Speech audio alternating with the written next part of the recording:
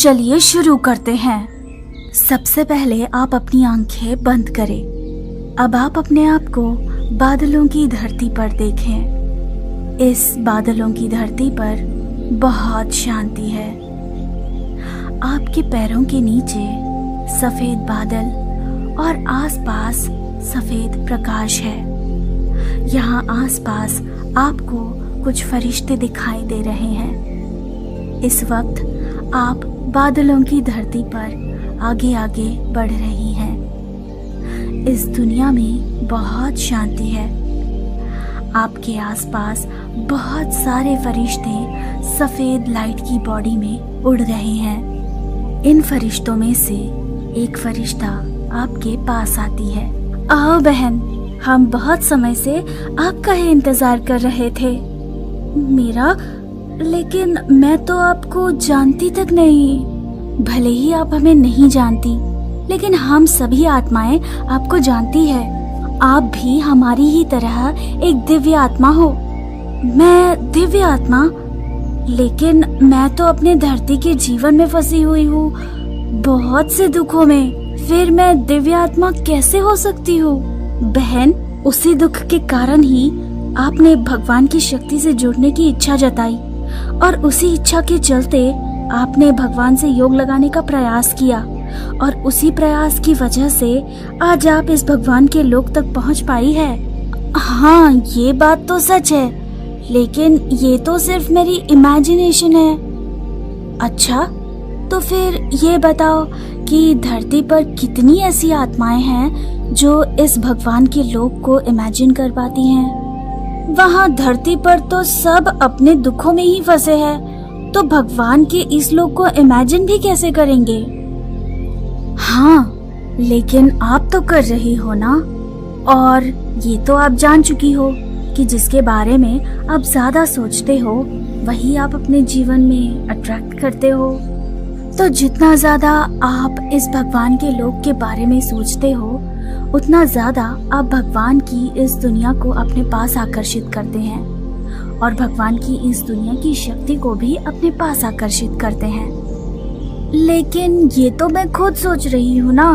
ये विचार मुझे खुद सोचने पड़ रहे हैं। जैसे नींद में मुझे सपने अपने आप दिखते हैं, वैसे तो नहीं दिखती ना मुझे ये भगवान की दुनिया।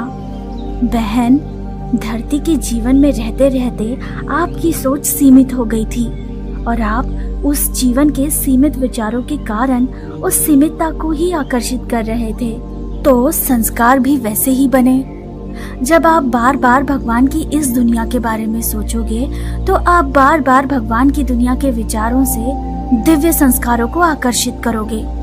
हर पल जब आप सिर्फ भगवान की दुनिया के खुशहाल विचारों पर ध्यान केंद्रित करोगे, तो अपने आप आपके सभी पुराने धरती वाली सीमितता के संस्कार टूटते जाएंगे और भगवान की शक्तियों के असीम आनंद के संस्कार भी पक्के होते चले जाएंगे। तब आप अपने धरती वाले जीवन में भी भगवान के इस दुनिया की दिव्यता को ही आकर्षित करेंगे। उसके लिए आपको भगवान की इस दुनिया पर ध्यान लगाना है, ज्यादा से ज्यादा देर। लेकिन मैं ये ध्यान कैसे लगाऊं? बिल्कुल इसी तरह जैसे अब लगा रही हो। आप खुद सोच कर देखो, भगवान की दुनिया कैसी होगी?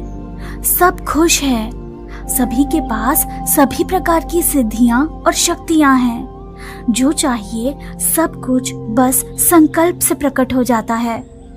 हर कोई खुश है और सभी के बीच बहुत प्रेम है। जैसे अगर आप अपने धरती की भाई बहनों के साथ प्रेम से रहते हो, वैसे ही यहाँ भी हर कोई एक दूसरे के भाई बहन है और वैसा ही पवित्र प्रेम यहाँ सबके बीच है। हर प्रकार की सुख सुविधा है यहाँ और शांति भी। और अगर आपको कुछ चाहिए तो भगवान के पास जाकर ले लो।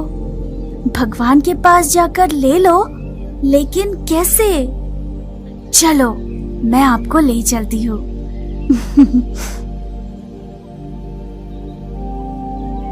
वाह, ये तो बहुत सुंदर है।